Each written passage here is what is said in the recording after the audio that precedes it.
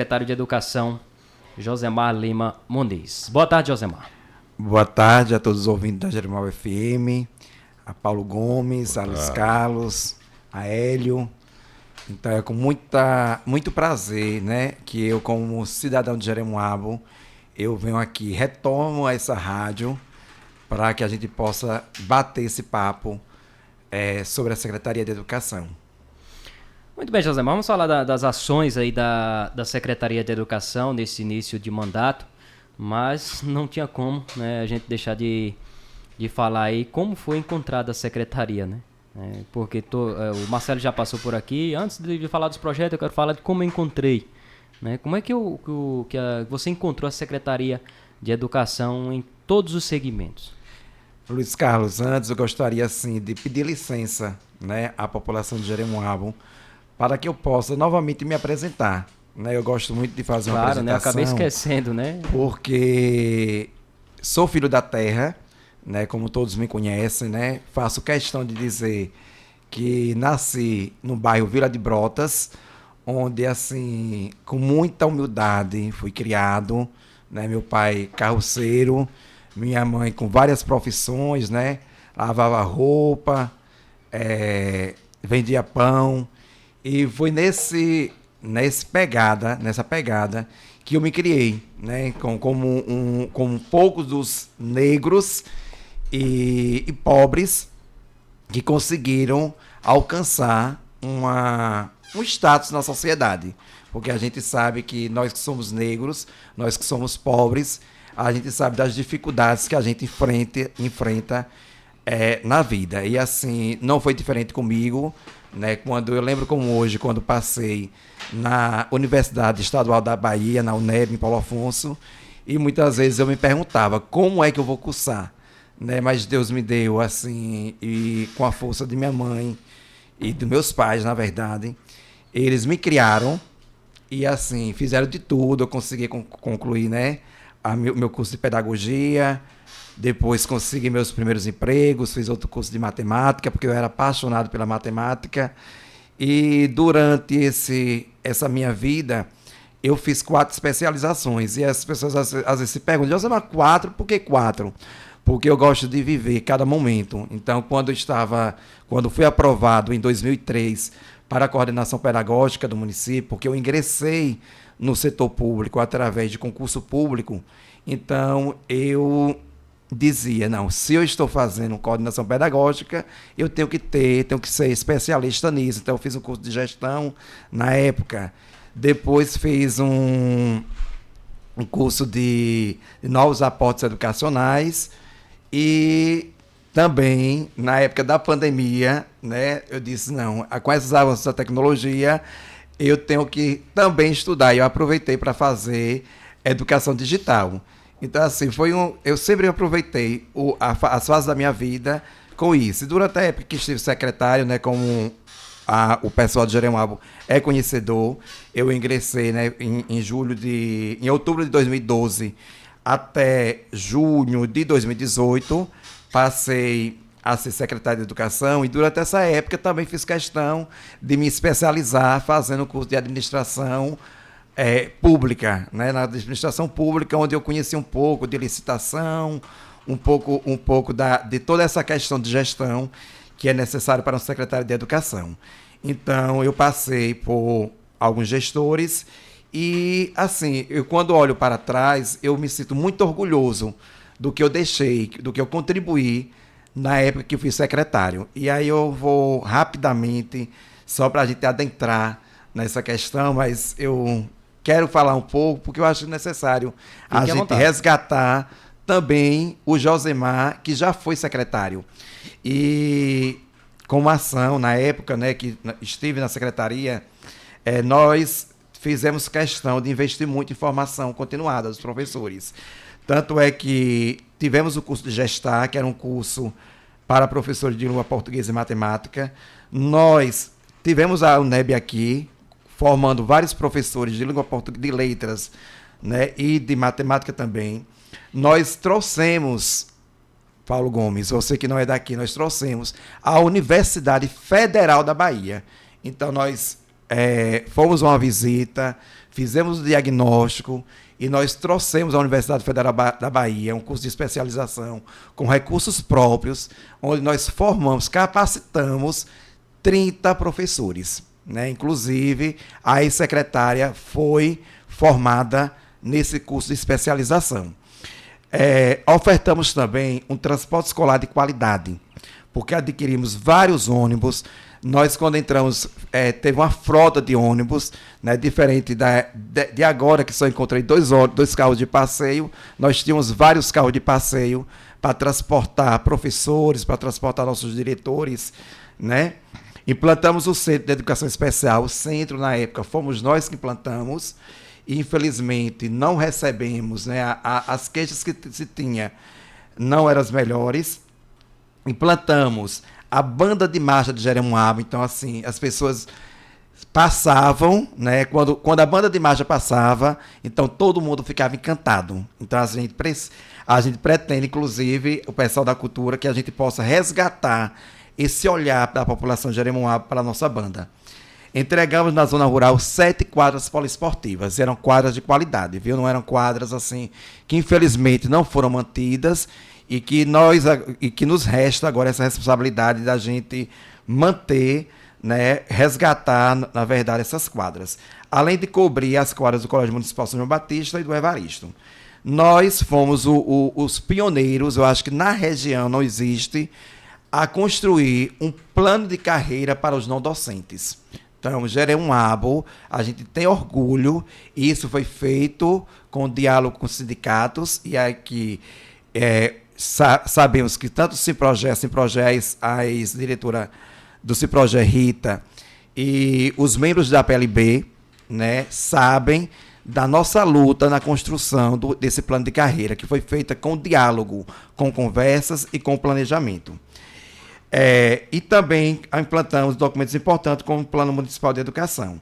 Somos felizes também porque fomos nós que implantamos a aquisição de produtos da agricultura familiar. E tive reunião essa semana e, assim, os depoimentos que tivemos não eram os melhores, né? Porque, assim, eles foram deixados para o lado e, na verdade, como uma pessoa mesmo disse, fornecedor, existiam os atravessadores, né? Então, a gente sabe que o poder da agricultura familiar para a economia local. Então, adquirimos várias televisões, reformamos várias escolas, a exemplo do Colégio São João Batista, promovemos eventos belíssimos, né? Realizamos grandes concursos de quadrilha e é isso. Então, assim, durante a nossa gestão, nós sempre pensamos no melhor, na qualidade da educação de Jeremoabo. E eu acho que talvez seja isso, né, por não ter sido vítima, né, de indícios de corrupção, né? A gente sabe que o governo que se passou, que hoje vem à rádio querer nos criticar, foi um governo que houve vários indícios de corrupção, vários desvios de dinheiro, de suposto desvio de dinheiro público.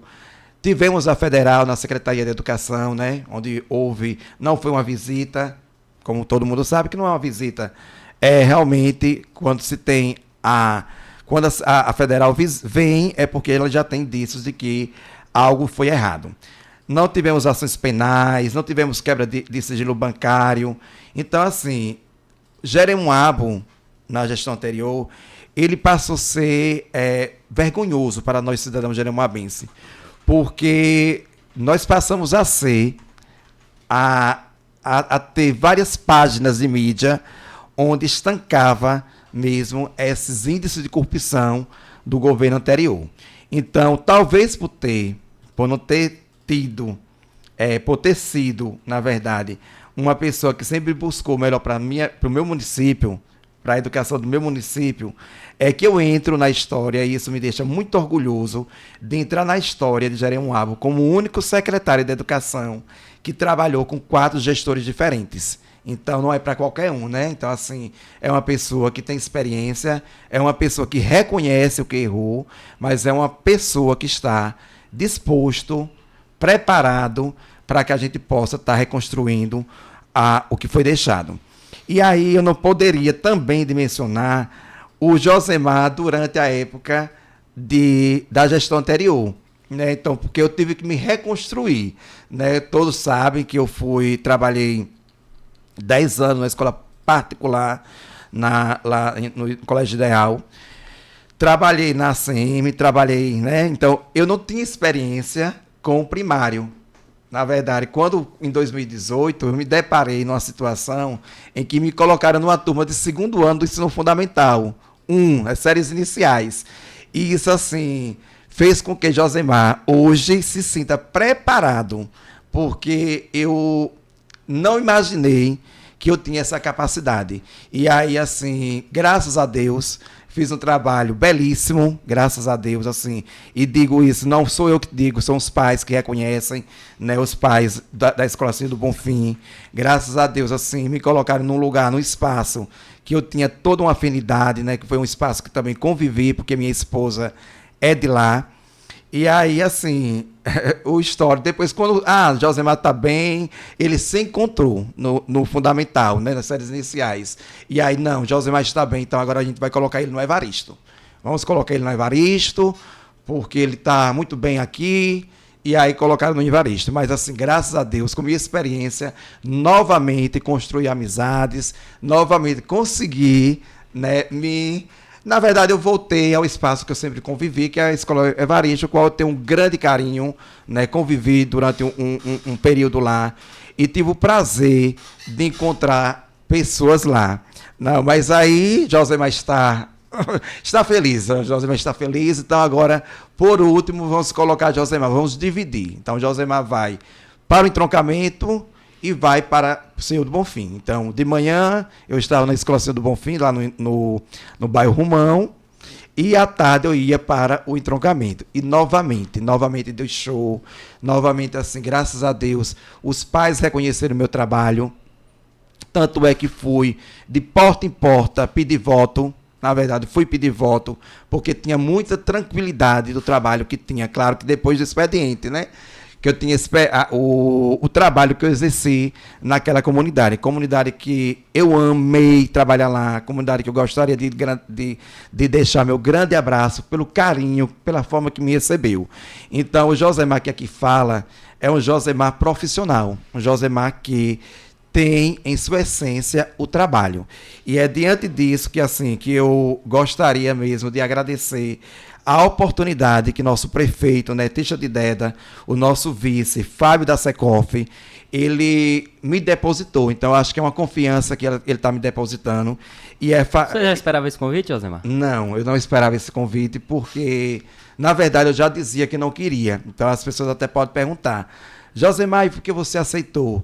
Né? Porque eu sempre dizia, não, eu não quero, pela experiência. Até porque, de uma certa forma, as críticas que a gente recebe quando a gente sai, ela influencia. Porque, assim, eu dizia, eu me esforcei tanto, né, durante o tempo que eu estive como secretário, e ainda, assim, a gente sabe que existia rejeição de alguns que não queria, é natural, né? O prefeito não teve 100% de aceitação, imagine uma pessoa que está a um cargo de uma educação. Isso eram esses pensamentos que me faziam, assim, refletir até que ponto valia a pena a luta, porque na verdade é uma luta que a gente vai enfrentar, mas até que ponto vale a pena. E aí eu sempre dizia, não, vamos colocar fulano de tal, eu acho que fulano de tal dá certo, eu quero estar ao lado, eu quero estar contribuindo de outra forma. Mas aí a convite, né, no início tive a resistência de aceitar, mas diante do que foi apresentado, dos desafios, eu gosto muito de desafio, né? Então, eu aceitei o convite, né? E o convite é no sentido assim, eu aceitei mesmo no sentido de fazer com que eu possa melhorar os meus erros, né? Eu tenho essa intenção de melhorar os meus erros e, assim, graças a Deus, já consegui, assim, algumas pessoas que eu tinha tido desavenças, porque é natural, eu já consegui, assim, algumas, não são todas, eu espero chegar a 100%, que já tive conversa, já fui abraçado, pessoas que passaram 6 anos de mal de mim, sem falar comigo, e graças a Deus foi na secretaria, nós nos abraçamos, eu pedi desculpas, e aí a gente está aí pronto, preparado e querendo querendo fazer o nosso povo feliz de novo. Muito bem. E aí vamos para nossos problemas Já que você falou aí em desafios, você enfrentou alguns desafios aí nesses 26 dias. Pelo transporte, né?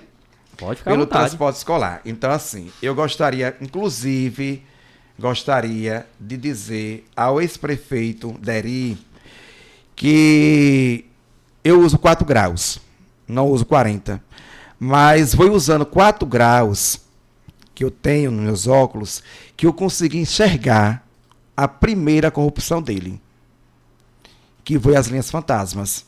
Foi eu, viu, Deri? Foi eu que analisei os processos e percebi que você estava pagando os amarelinhos. Os amarelinhos, aqueles que a gente adquiriu, aqueles ônibus que a gente adquiriu na época de Chaves também, os vermelhinhos, que estava na planilha, na sua planilha. Eu quero dizer que foi eu aqui, com esses 4 graus, que disse aos vereadores. Sabe por quê? Porque eu tinha conhecimento. E foi uma pena que nós não deixamos mais tempo. Apesar que nós não deixamos mais tempo você pagando aquelas linhas fantasmas, porque o povo de Jeremoabo não merecia. Então foi o primeiro caso de indício de corrupção apontado por esse secretário que tem 4 graus, não tem 40 não. Imagina se eu tivesse 40 graus, né? O que é que eu ia enxergar? E aí, ele vem aqui dizer que eu estava mentindo, que, é mentira, esse secretário está cego, que não sei o que mais lá.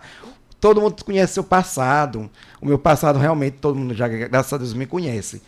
E aí, Deri, eu quero perguntar para você, onde é que está os steps dos ônibus, né? Porque fizemos o levantamento, né? Não estou mentindo. Eu estou aqui com a listinha de todos os ônibus aqui. Não vou me alongar, mas aqui, ó. Fizemos o levantamento de todos os ônibus, todos. E aqui, ó, sem step, sem macaco, sem abrir, sem step, sem macaco. Então, essa listinha aqui comprova e a população pode ir lá. Os ônibus estão lá, os ônibus ficaram uma época na praça ali, e a população, o fiscalizador pode ir lá e perceber que realmente os ônibus estavam sem step. Agora que você, durante o ano não, nos últimos meses de você sair, você pagou à empresa Melo Pneus, um montante de mais de 200 mil. É mentira minha? Não é mentira, porque a gente tem os processos aqui e esses processos mostram realmente que você pagou atestado pela Secretaria de Educação e nas liquidações pelo senhor. Então, assim, eu não estou mentindo. São situações verdadeiras. Deixa eu procurar aqui para mostrar também esses processos de pagamento da Melo, né? A famosa Melo Pneus. Eu acho que até na época a gente também fez fornecimento com essa empresa, se eu não me engano é do Sergipe. Aqui, deixa eu encontrar aqui. Melo Pneus, é porque são muitos pagamentos, viu? Pessoal, aqui a Melo Pneus, aqui a gente tem os processos de pagamento, né? Todos os pagamentozinhos, atestado, o montante. Então, foram pneus, esses pneus foram para onde? Me diga para a população para onde foi esses pneus, porque foram pagos. José, inicialmente, em uma entrevista com o nosso repórter, você afirmou que o senhor afirmou que tinha apenas 2 veículos em boas condições. Isso. Ele, inclusive, rebateu afirmando que era mentira, inclusive tinha mandado lavar cerca de 17 veículos. Isso. Você reafirma que tinha apenas 2 veículos. 2 veículos, porque assim, Luiz Carlos, não, para que um ônibus, para que um veículo, ele esteja em condições de uso, para que a gente possa pegar um veículo e possa usar, como é que ele deve estar? Ele precisa ter step, não é verdade? Ele precisa ter step, ele precisa estar revisado, ele precisa estar com o seu licenciamento em dia, ele precisa ter bons pneus. E os estofados, sem contar nos estofados, que é um absurdo, né? Então, para que a gente possa atingir o que diz a lei de trânsito, não é de qualquer jeito que um veículo tem que ser usado. Então, volto e afirmo, só temos 2 ônibus mesmo em condições de uso. Tanto é que esses 2 são os 2 que estamos levando os estudantes para a faculdade. Então, assim, não é mentira. Já estamos, assim, trabalhando. Inclusive, hoje, já pedi para uma pessoa fazer todo um levantamento dos estofados para que a gente possa dar dignidade aos nossos estudantes. Porque não é digno, né, levar os nossos estudantes naquelas condições.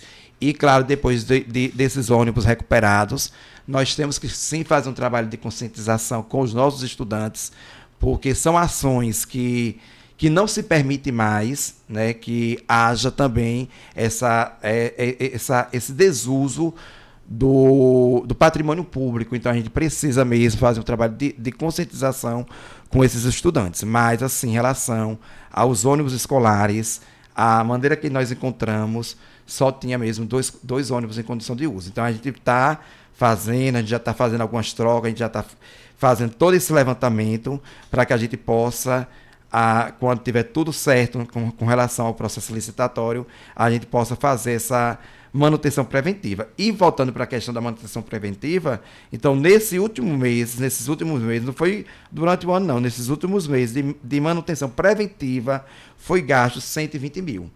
Inclusive, com aqueles ônibus que estão lá em cima, os 3, foi gasto anualmente 100 mil de combustível. Então, tinha ônibus mesmo que estavam parados durante vários meses, e o que nos chama mais atenção é que aqueles ônibus que estão lá em cima, no último mês, que a gente sabe que as aulas encerraram dia 13, né, a população não deixa mentir, porque também eu sou professor, e encerramos dia 13, e matematicamente o valor que se pagou em dezembro não era proporcional, era maior do que alguns meses anteriores ao mês de dezembro. Então, era de uma forma muito desproporcional, né? Então, tipo, mês de dezembro era 13 dias, se é 13 dias, se pagava uma média de 4 mil, é óbvio que se a metade tinha que ser 2 mil.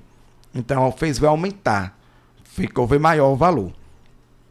Agora, Josemar, com toda essa problemática, o município terá aí condições, né, de iniciar um ano letivo com toda a sua frota. Aí, Luiz Carlos, uma coisa assim que eu tenho me preocupado muito, porque a gente sabe que início de gestão a gente precisa de todo um procedimento, né? Tem licitação, tem todo um desenvolvimento que a gente tem que fazer administrativo, que não é fazer, como se diz, prefeitura não é, como é que se diz, a conta de prefeitura não é a nossa conta, né? Então a gente não pode comprar, não, eu quero ali e vou comprar. Então a gente precisa saber que tem todo um procedimento. E isso me deixou muito preocupado, porque assim, eu estive inclusive, recebi a ligação do diretor do NTR de Ribeira de Pombal, e ele assim, fez o calendário dizendo que vai começar 10 de fevereiro. Isso nos causa uma preocupação. Por quê? Porque os alunos do estado, eles são também munícipes. E aí, assim, tentamos convencer... Aqui de um aluno já a respeito dessa situação. Tentamos convencer, né, ao diretor de colocar o calendário igual ao do município, para que acompanhe igual ao do município, porque a gente não tem, e aí eu volto a repetir, os alunos do estado vão começar as aulas, mas infelizmente, o município não tem como ofertar o transporte escolar. Então, eu acho que é uma questão de bom senso,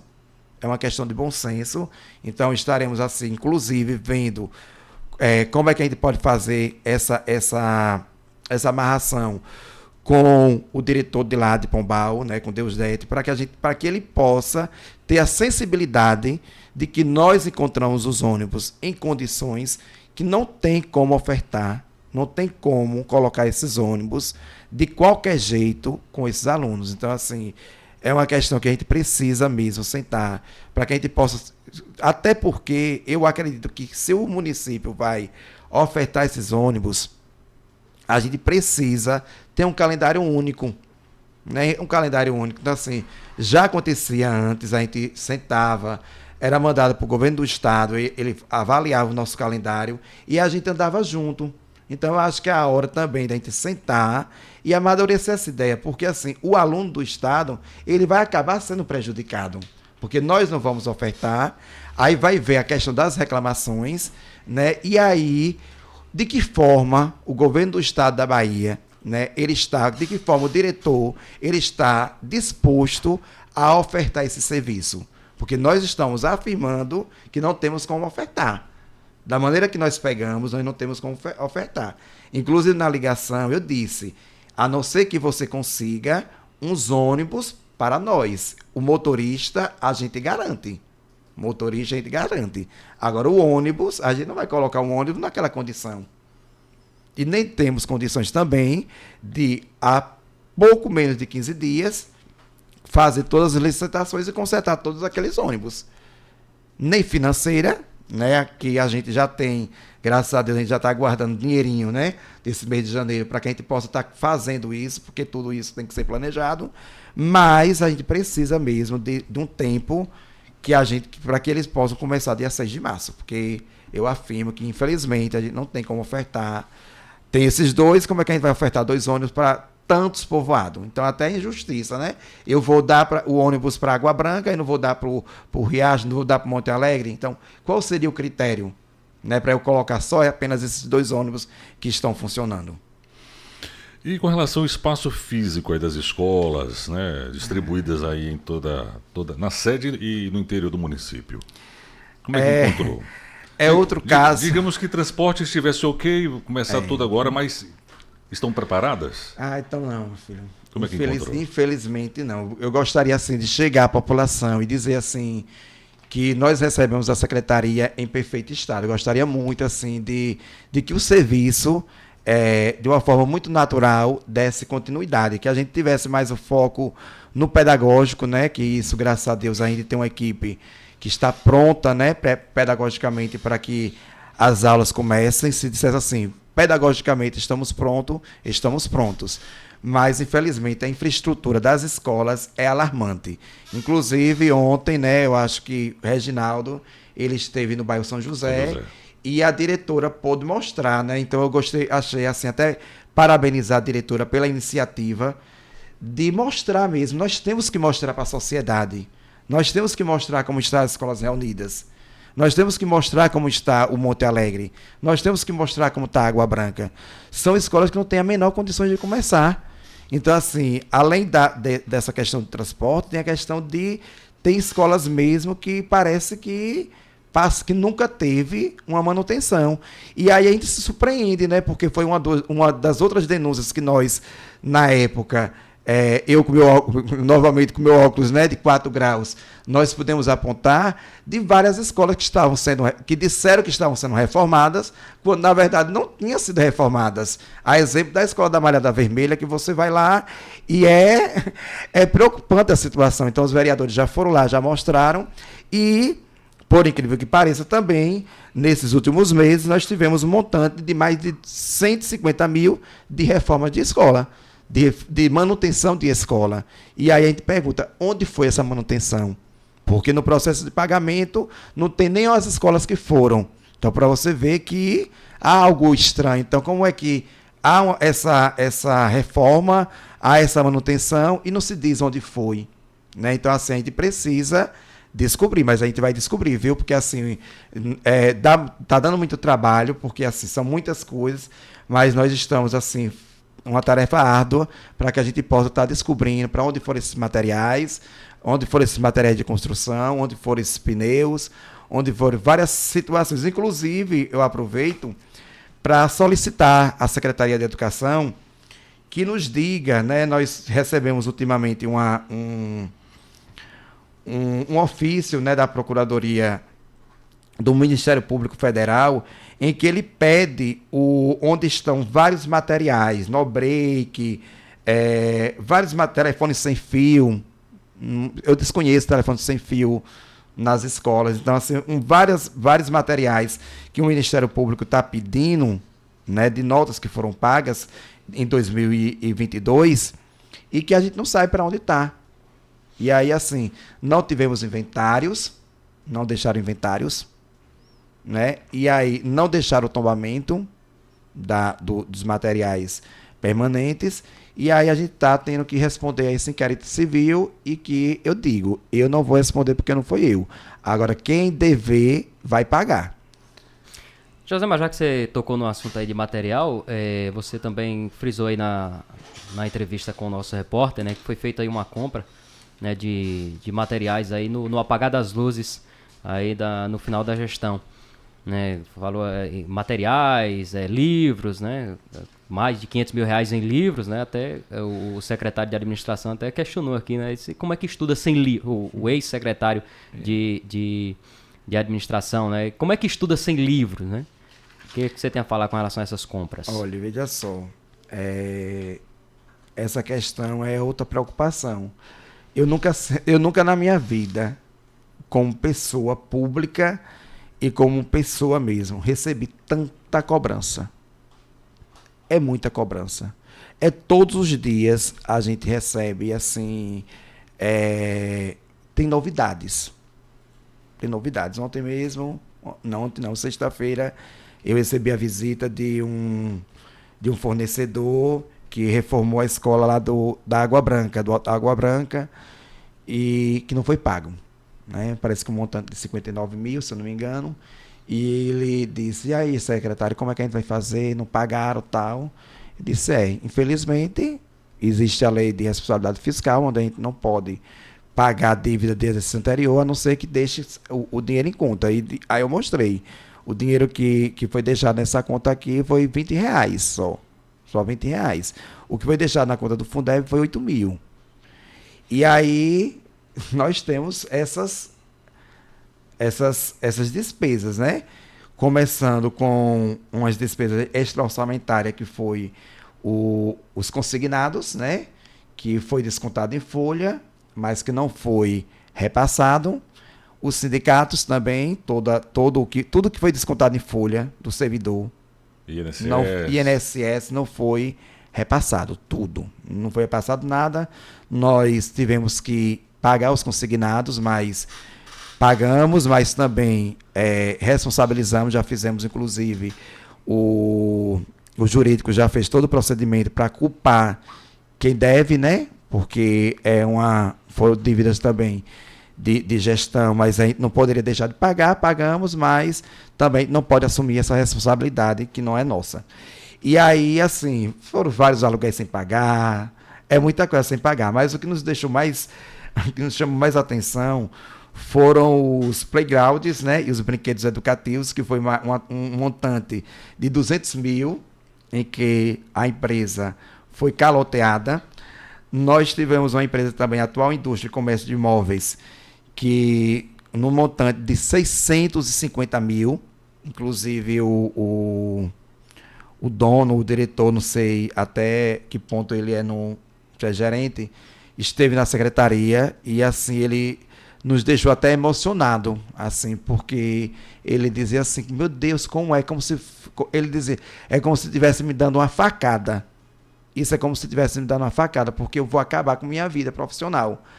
Porque não é fácil você vender a uma prefeitura e ficar com 650 mil, é quase 1 milhão de débito. Então, assim, ele estava sem saber o que fazer.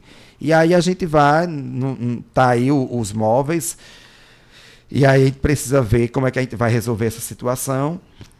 Tivemos também um processo seletivo. Lembra do processo seletivo dos diretores, né?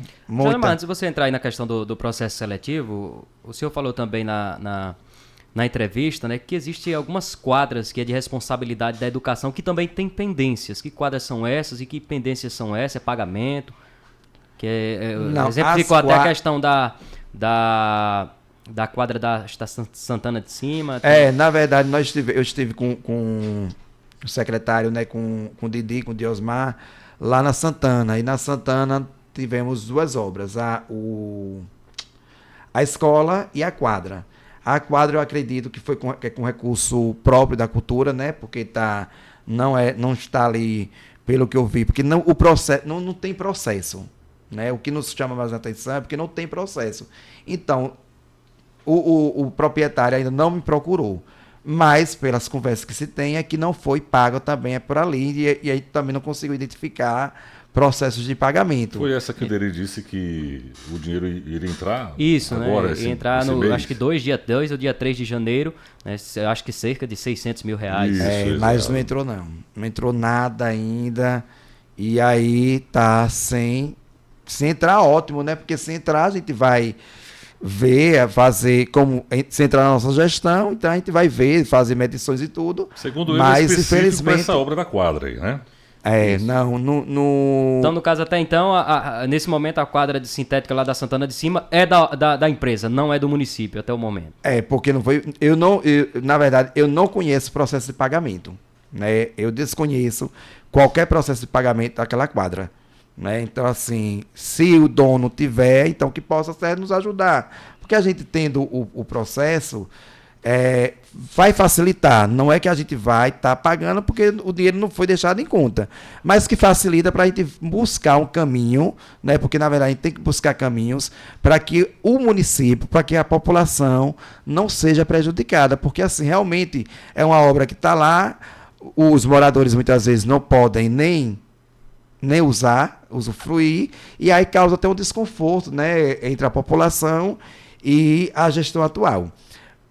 Posso continuar em relação à dívida? Com relação pode, e também do processo aí seletivo. Então, o processo seletivo, né, foi feito e a empresa fez uma nota cancelando todos os atos porque deixou um débito de 38 mil. Então, um débito tão pequeno, 38 mil, e não foi pago à empresa. Então, inclusive, estou conversando com a empresa para a gente ver, né? Então, assim, é uma empresa que eu percebi uma certa seriedade, mas para você ver até que ponto a administração não pagou pelo esse processo seletivo.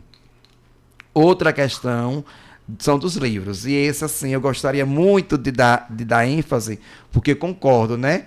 Porque o Brasil se faz de bons leitores, e os bons leitores é feito através dos livros, né? Então, assim, eu sei que nem a tecnologia, né? No caso, a tecnologia, quando a gente fala, é no sentido da tecnologia digital, ela é incapaz de substituir a questão do livro. Mas, assim, é desproporcional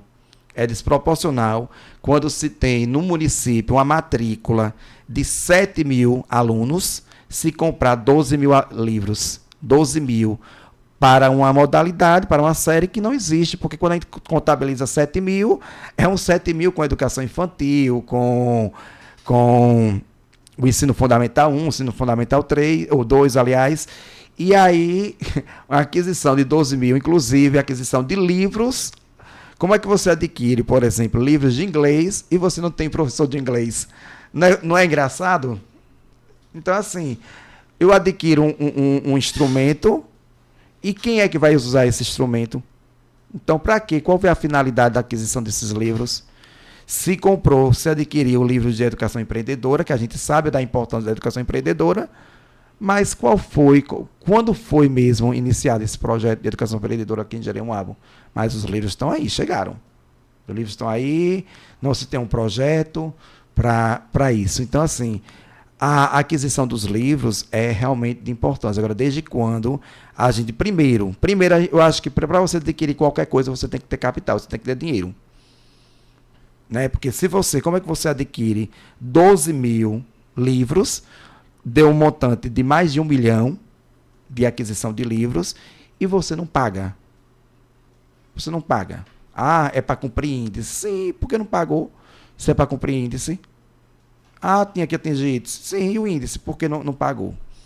Aí não pagou, sabe por quê, Luiz Carlos? Porque eles eram conscientes que eles tinham um processo, eles tinham uma liminar que impedia esse pagamento. Então, eles usaram de má fé.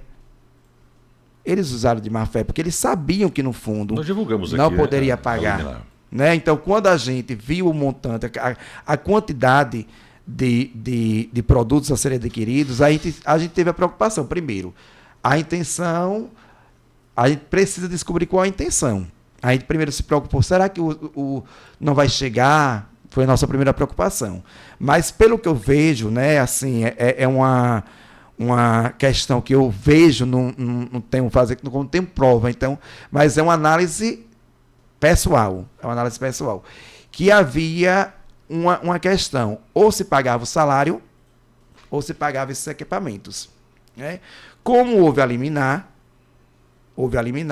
então se pagou o salário e deixou de pagar esses equipamentos, mas que não havia dinheiro suficiente para pagar o salário do servidor e para pagar esses materiais. Isso é fato, isso é prova, isso eu comprovo, na verdade, porque não tinha recurso para isso.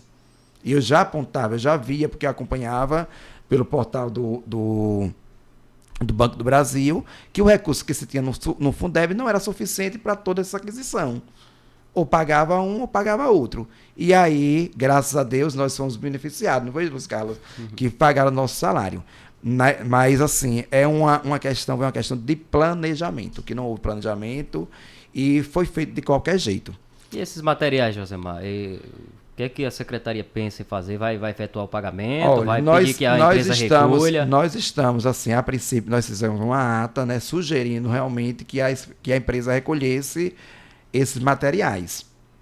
Nós não tivemos ainda, né, eu acredito que a própria empresa vai ajuizar, né, e a gente, a partir daí, a gente vai ver, né, de uma forma legal, né, eu não minto que em relação ao material, os mobiliários, são mobiliários que, a depender, se tiver como, né, tanto capacidade financeira, né, como também a questão da legalidade, nós temos interesse, porque é um material que vai dar um bom suporte para a educação do nosso município, então a gente tem um interesse. Agora, desde que seja dentro do nosso planejamento financeiro, porque a gente não planejou isso, essa aquisição, foi um planejamento da gestão anterior, e a gente também não pode comprometer o nosso financeiro em decorrência do que foi adquirido no passado. E como fica também juridicamente, né? Porque tem que eliminar. Isso, então é justamente isso. Então, e de forma, como a gente vai fazer essa aquisição de uma forma legal, né? Porque se for legal, se não tem problema, a gente vai estar negociando com a empresa.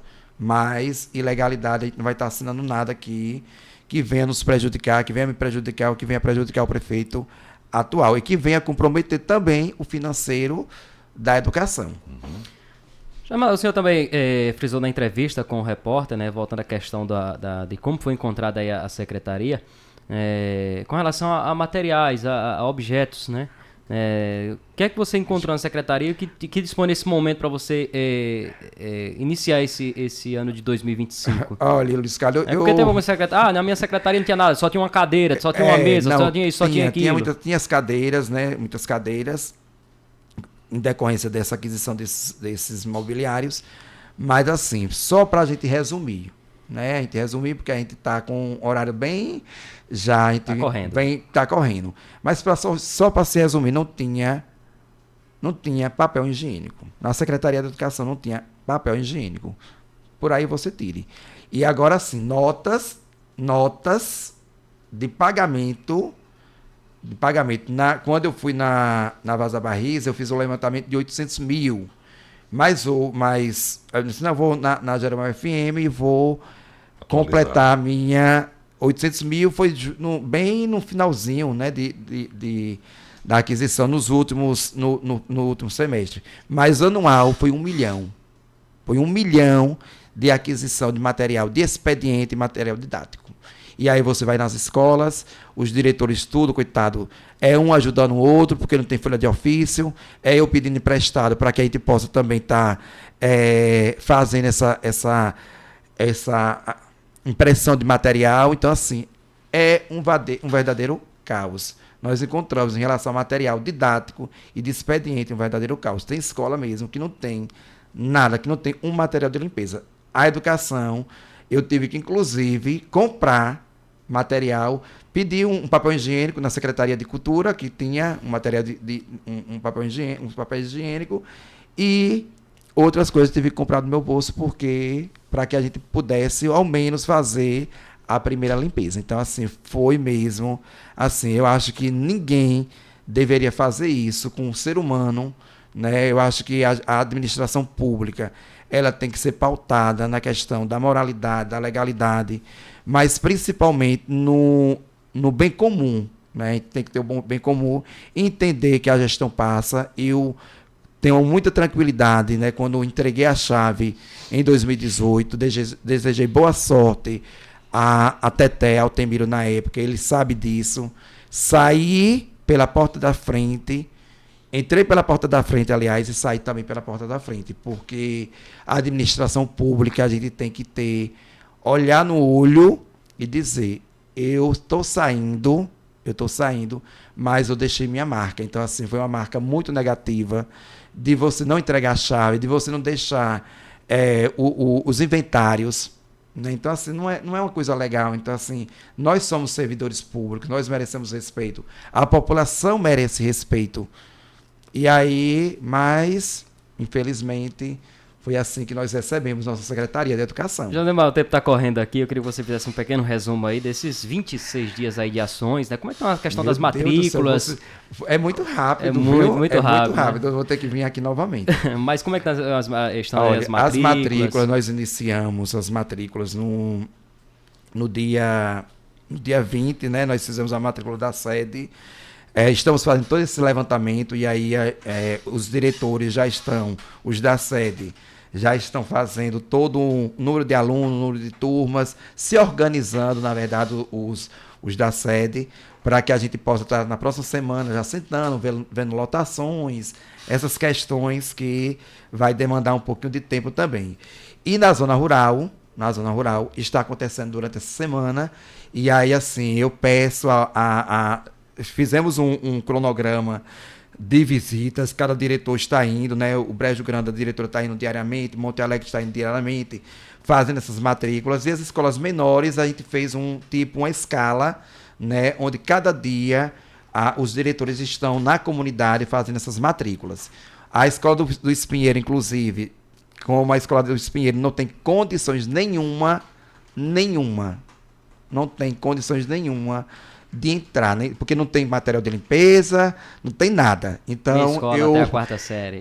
Então eu tive que fazer a matrícula aqui na sede, da secretaria, está acontecendo até sexta-feira, de 8 às 12 horas, porque para você ver o modelo, a gente não tem condições de entrar. Entrei em contato com a auxiliar de lá e ela disse, Josemar, não é questão que eu não queira, é questão mesmo que não tem material de limpeza, o teto está caindo. É uma situação mesmo que aí eu vou ver essa semana para ir lá, inclusive tirar umas fotos para deixar como arquivo. Mas estamos assim bem, nós estamos assim empenhados pedagogicamente, Luiz Carlos, nós já iniciamos assim a traçar nossa jornada terá como tema acolher, ensinar, transformar, uma jornada pela equidade na educação, porque todo o nosso planejamento é dessa acolhida, porque assim a gente sabe do quanto nós sofremos, né, como servidores, nós precisamos ser acolhidos mesmo. Essa pergunta, perdão de interromper, Josemar, o que é que os profissionais da educação, não docentes, podem esperar da nova administração, podem esperar aí da Secretaria de Educação? No início eu percebi aí na sua fala, né, quando você falou das várias profissões da sua mãe, de sua voz até embargou um pouquinho. O quão importante essa valorização, o que é que os profissionais podem esperar? Olha, eles podem esperar uma pessoa que está disposta a ouvir, né? Eu acho que o maior dom de um ser humano é saber ouvir. E é através dessa escuta que nós vamos estar dialogando, é através dessa escuta que a gente vai estar construindo juntos uma educação melhor. Então, assim, não está aqui uma pessoa que vai ser um imperador. Não vai ser um imperador. Vai ser uma pessoa que vai estar recebendo críticas, né? Para que a gente possa, assim, dentro dessas críticas, a gente possa melhorar. Então, pode ter certeza que esse que vos fala é uma pessoa que está disposto a melhorar, a corrigir os erros e fazer com que a educação de Jeremoabo ela volte a ser exemplo nos municípios, porque assim, quando a gente deixou, nós éramos, apesar dos nossos índices não serem tão elevados, mas nós éramos referência na região. E, infelizmente, nós deixamos de ser. Muito bem, Josemar, o nosso WhatsApp, Paulo, nosso WhatsApp aqui congestionou desde ontem, né, com mensagens de profissionais da educação. Por quê, Paulo? Hein, Paulo? Terço de férias. Certo. Eu produzi até uma matéria, eu conversei com 2 professores, né, eu tenho amizades por aqui, e conversando eu produzi essa matéria e questionei aqui o porquê de não pagar o terço de férias e comprar material didático. Diz que é a questão de índice e que era melhor comprar o material didático do que pagar o terço de férias, uma vez que o costume é o mês de janeiro, mas que eles fizeram isso sempre no mês de dezembro. Ai, meu Deus do céu, tanta mentira, né? Mais uma mentira, claro. Porque assim, a população de Jeriamuaba está cansada, na verdade, de tantas inverdades. E é um tema bastante que chama a atenção, a questão do terço de férias, porque existe uma expectativa muito grande, né? E eu vi sofrimento nas pessoas quando receberam essa resposta. Então, porque todo mundo espera receber, né, as férias nas férias. Então, assim, o que eu percebi é que houve uma forma de não pagar no mês de dezembro. Então, o que foi que eles fizeram? Eles prorrogaram até o dia 23, os auxiliares mesmo trabalharam até o dia 23, alguns profissionais trabalharam até o dia 23, e depois do dia 23 eles pegaram e deram o recesso. Então, com essa ação, ficou as férias no mês de janeiro. Né? No mês de janeiro.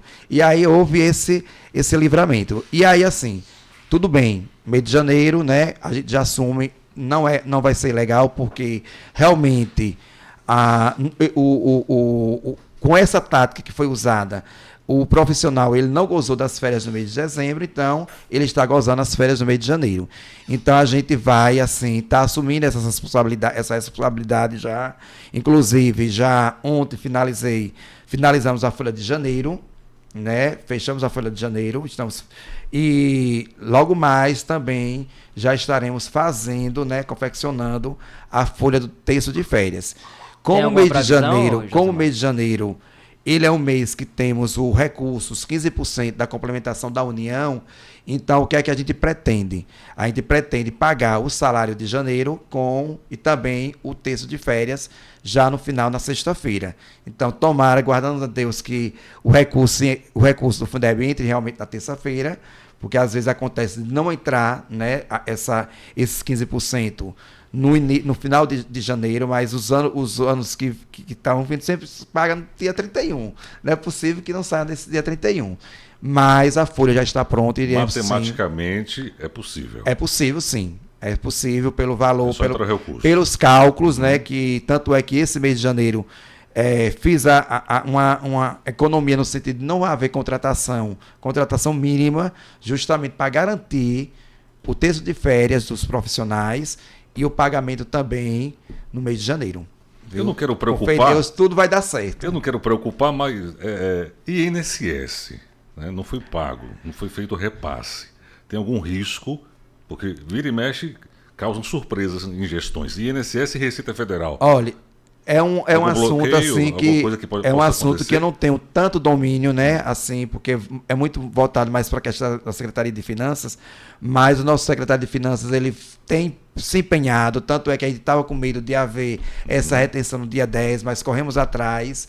E pelo que eu vi, não tenho propriedade, eu acho que quando ele vier aqui ele vai dizer com mais propriedade que a gente está livre de ter esse bloqueio no final do mês. Mas, voltando para o INSS, é uma coisa muito importante que a sociedade saiba, né? Que eu acho que todo secretário tem que falar, nós temos que bater mesmo, da dívida do INSS, que pulou de 36 milhões durante todos os prefeitos para 160 milhões. Então, é um valor, assim, que está tornando a prefeitura inviável e que faz com que também muitos serviços básicos muitas vezes não sejam ofertados. Muito bem, Josemar, tem muitas mensagens aqui, muitos assuntos que a gente não pontuou aqui, né, reajuste e tudo mais, mas vamos no mais tardar aí, mês que vem, você está de volta aqui no nosso programa, né, o nosso tempo já passou aqui até 3 minutinhos, eu agradeço a sua participação e fica à vontade aí para as suas considerações finais. Meu filho, tenho que agradecer, né, rapidinho, Fique viu? 2 minutinhos.